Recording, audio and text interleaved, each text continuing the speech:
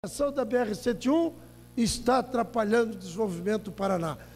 É uma obra que interessa a nós, obviamente, catarinenses, mais especificamente sul do estado. E vejo aqui o meu amigo Canela, lá de Araranguá, os seus filhos aqui visitando o Congresso Nacional, sabe do que eu estou falando, da importância da duplicação da BR-101? Mas interessa ao país, a América do Sul, a América Latina. Então são assuntos que nós não poderemos deixar passar em branco. Era isso, senhor presidente.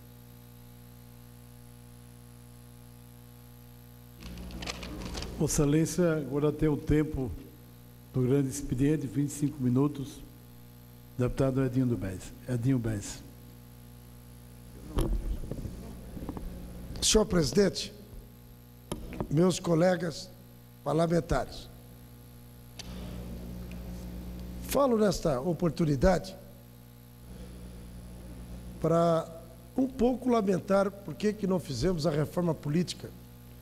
E vejo aqui o meu amigo, meu colega, nosso professor, ele que foi presidente do Senado, do Congresso Nacional, e que temos o privilégio de conviver com o Mauro Benevides, que foi um dos que também lutou para que pudéssemos fazer a reforma política.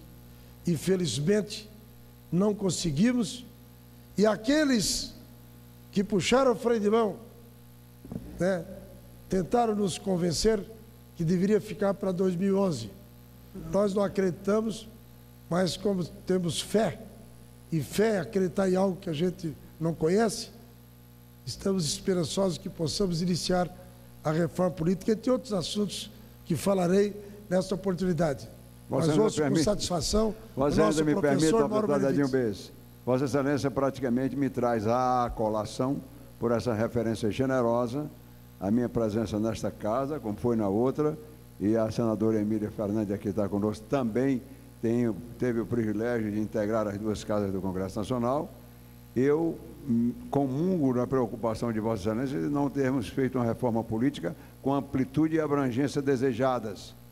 E nos limitarmos a fazer algumas alterações na legislação prevalecente até o momento, sem que isso atendesse basicamente aqueles anseios que, durante tantas e seguidas vezes, Vossa Excelência e eu e tantos outros colegas debatemos nesse plenário.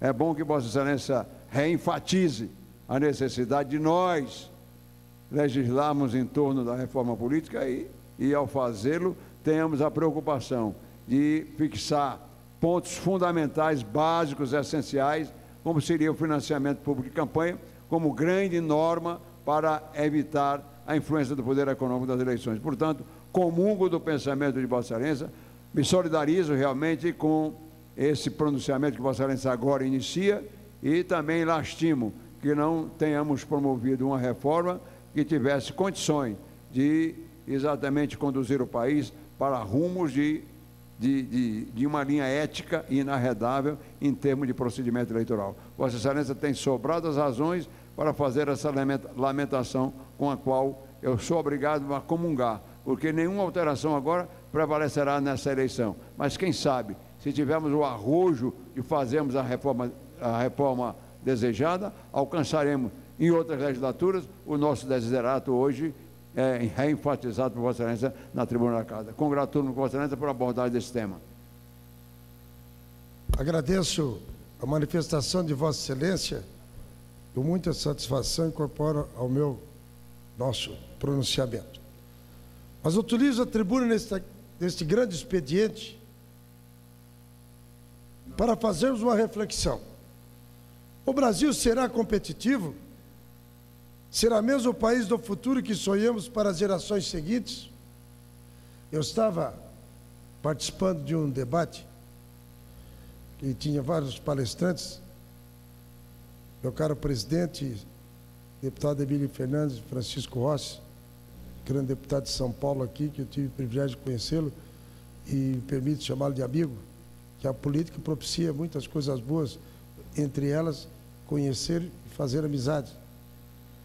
E, em determinado momento, uma pergunta, a manifestação da plateia a um colega nosso,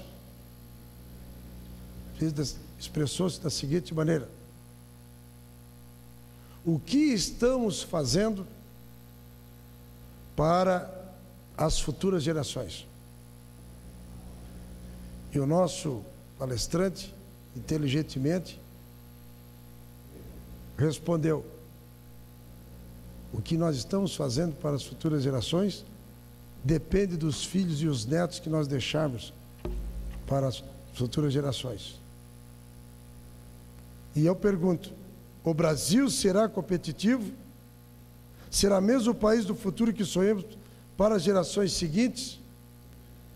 Estamos preparando os nossos filhos, os nossos netos, que serão o futuro do Brasil e do mundo? Esse deputado crê e trabalha para que isso se concretize. E acreditamos que o Brasil é o país do futuro. Mas apesar disso, queremos que o país figure entre os países com bom nível de desenvolvimento, o que é bastante positivo. Ainda há muito a ser feito, mas também temos tempo para isso. O que não podemos é perder tempo. O Programa das Nações Unidas para o Desenvolvimento, PNUD, divulgou um relatório onde consta que o Brasil passou a integrar a lista dos 70 países que tem nível mínimo para ocupar o espaço que pertence a quem tem um alto desenvolvimento humano. O Brasil entrou para a lista devido ao momento econômico estável e a projetos sociais que aumentaram a renda do trabalhador. Mas ainda falta muito para figurarmos entre os melhores e oportunizarmos educação, transporte, saúde, segurança de qualidade da nossa população, entre outros. É claro que não podemos desconsiderar os avanços dos últimos 20 anos. Hoje, a expectativa de vida brasileira aumentou, o número de pessoas pobres diminuiu, temos uma democracia consolidada, uma política monetária forte. Não há dúvidas de que a economia brasileira avançou. Temos um sistema financeiro forte.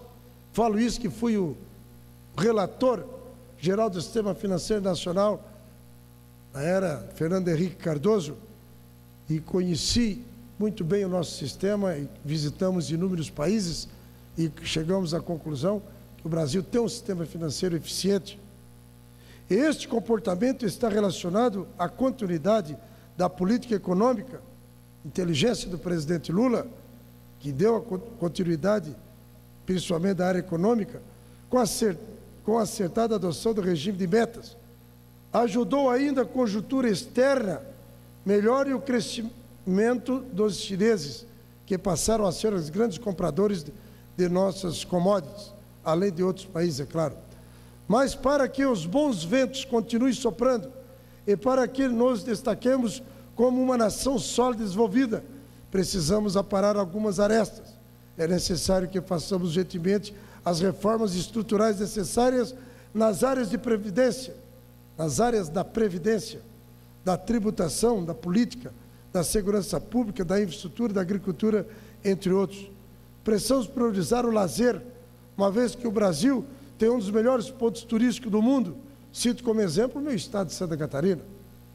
Se do lado da política monetária atingirmos maturidade, não podemos dizer o mesmo da área fiscal. Tentamos aqui fazer a reforma tributária. Tivemos com o Antônio Palocci, nosso colega deputado, presidente, eu fui primeiro vice-presidente. Percorremos o país discutindo essa questão da reforma tributária. O nosso sistema atual é arcaico, ultrapassado, prejudica nossas empresas, nosso desenvolvimento. A proposta encaminhada pelo governo, depois de muitas discussões conosco, aqui nesta casa, avançamos bastante